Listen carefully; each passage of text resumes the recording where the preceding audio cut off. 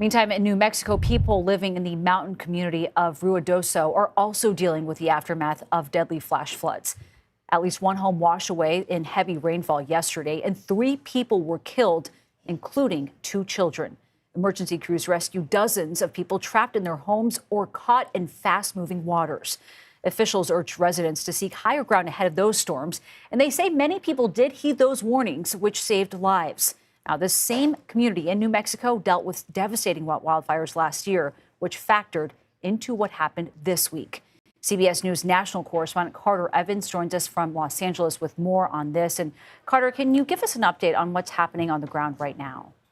Okay, so right now the good news is the water has receded, the floodwater has receded.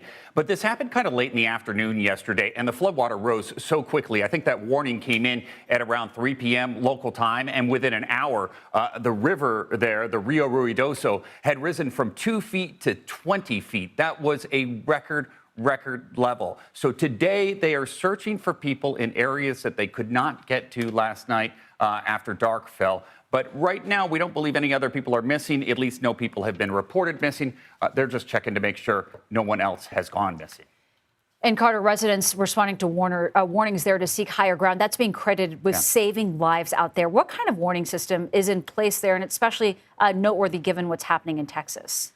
Well, interesting. You know, you mentioned this fire that they had last year in 2024. They do have an emergency system there in the town of Ruidoso. It has sirens on it, but apparently a few of those were burned down during the fire, and that system has not been rebuilt entirely, though they are discussing plans to rebuild it and upgrade it so they can get warnings out quickly. But as I said, this first warning came out at around 3 p.m. Yesterday afternoon, and this was one of the most serious warnings that the National Weather Service can give. It was a flash flood emergency in all capitals. They were telling people to seek higher ground. That word got out very quickly. You have seen this video that we're looking at now. It is just intense. We had rushing rivers of water in the streets. You saw that house floating down a road, intense water in just a matter of hours. And Carter, we've been talking about that wildfire from last year. How did burn scars from that fire play a role in the severity of these floods?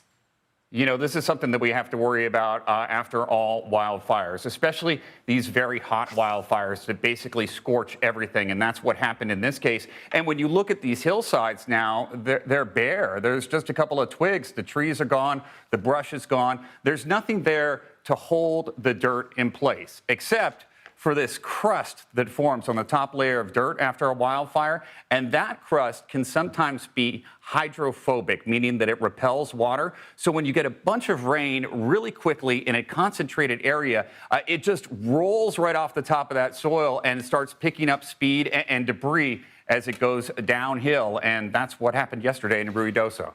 Carter Evans, thanks so much for joining us. We appreciate it.